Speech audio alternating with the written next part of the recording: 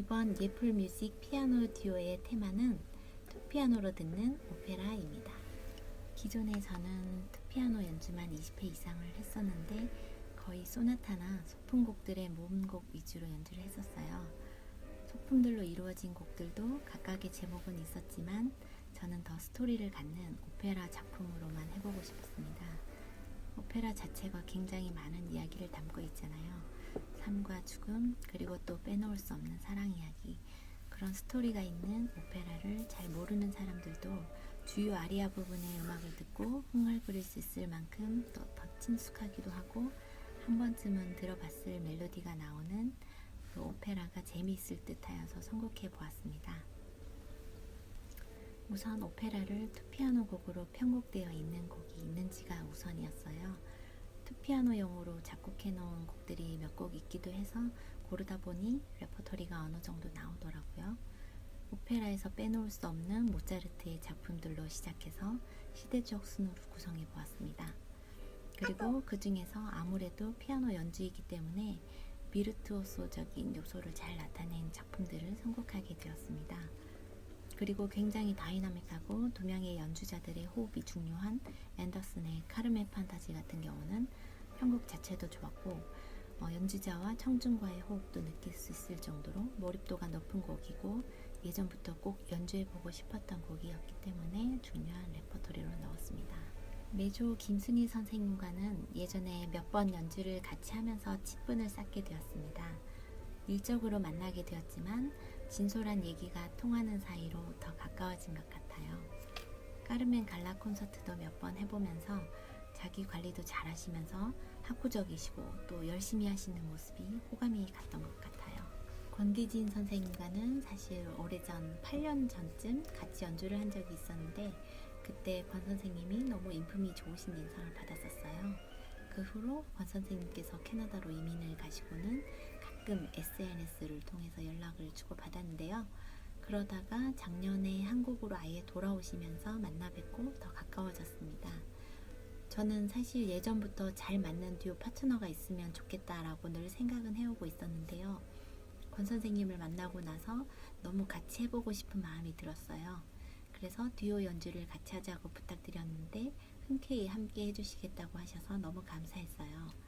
권 선생님은 늘 겸손하시고 상대방을 잘 배려해 주시고 또 잘 감싸 안아 주시는 그런 느낌을 받았어요.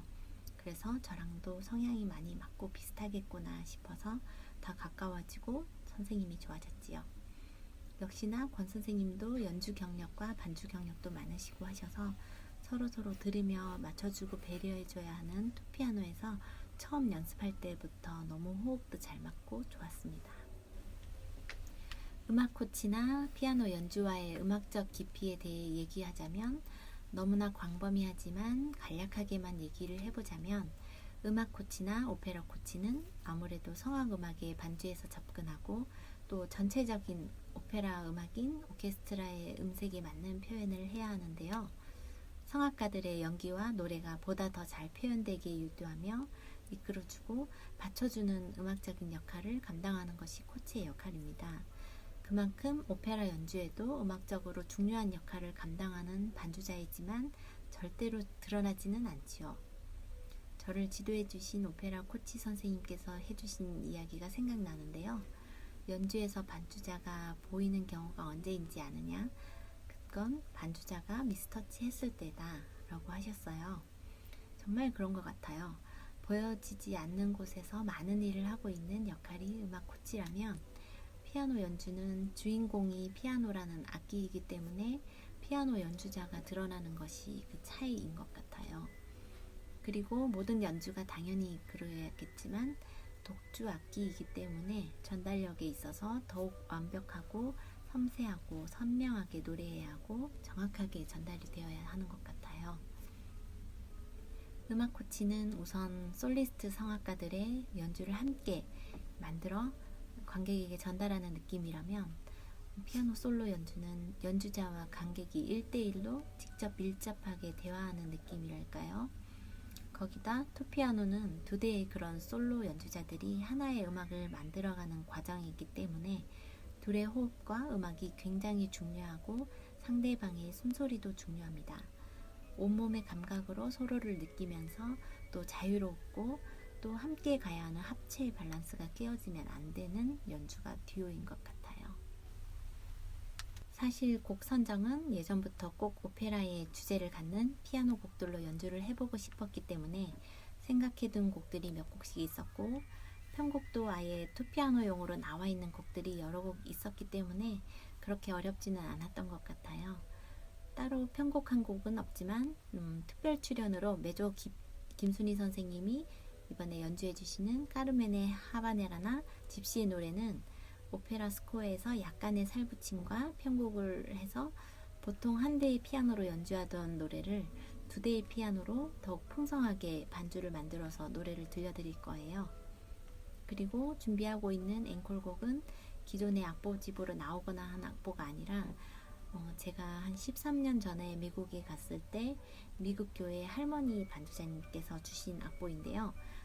어느 피아니스트의 악보집에서 알게 된 곡인데, 예전에도 듀오 연주를 많이 했지만 그때 언젠가는 듀오 콘서트를 단독으로 할 때 연주해보고 싶어서 아껴두었던 곡이에요.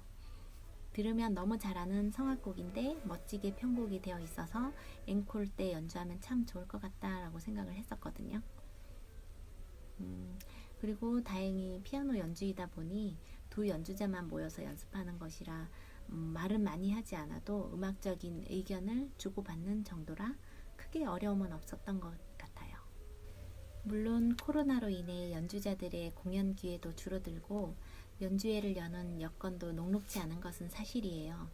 그러나 반대로 얘기하면 코로나 상황이 길어지면서 그만큼 연주자들의 연주에 대한 열정이 더 커져 있고, 클래식 음악 애호가 관객들도 단조로운 생활에 갇혀 어떻게든 생활의 탈출구를 찾고 있다는 말도 됩니다. 작년 가을 예플뮤직이 기획한 첫 무대가 말씀하신 대로 살롱 음악회였는데, 서울 도심이 아니라 풍광 좋은 북한 강변에서 관객들의 예술을 일깨우는 멋진 레퍼토리로 구성하여 큰 감동을 선사했습니다. 그때 정말 오랜만에 연주를 하면서 이렇게 행복하게 연주를 할 수 있구나 하고 저도 많은 감동을 받았던 연주였어요. 그것도 프로 연주자와 아마추어 연주자들이 섞인 실험 무대여서 여운이 더 컸던 것 같습니다. 이런 음악회를 경험하신 분들은 티켓 값을 아끼지 않고 오히려 레인책을 해주십니다. 또한 이런 아름다운 감동의 분위기를 홍보하고 클래식 음악회와 자연의 풍광을 즐길 기회를 동시에 드림으로써 3월 25일 음악회도 이미 매진되어 있고 뒤에 표를 구하시는 분들에게 미안하고 또 감사할 따름입니다. 네, 사실 대부분 정했습니다. 예플뮤직 홈페이지에서도 확인할 수 있겠습니다만 예정 음악회 중에 반은 확정이 된 상태입니다. 대체로 주제를 가지고 음악회의 분위기를 가져가야 하는데 될 수 있는 대로 오시는 분들의 성향을 반영하여 그분들의 삶을 투영한 음악과 노래를 할 때 감동이 커지는 법입니다. 그분들의 삶 속에서 위로받아야 할 부분을 음악으로 치유하거나 음악을 통해 카타르시스를 느낄 수 있도록 돕거나 또 쌓인 스트레스를 날릴 수 있도록 미리 연구를 할 예정입니다. 예정된 음악회는 그렇게 준비한 것들이 대부분이고, 조금 더 구체적으로 말씀드리면 아마추어 솔리스트들이 중심이 되어서 그들의 길을 살려주는 음악회를 1년에 2회를 열고, 이들이 좋은 연주를 할 수 있도록 프로 연주자들과 끈을 이어줍니다.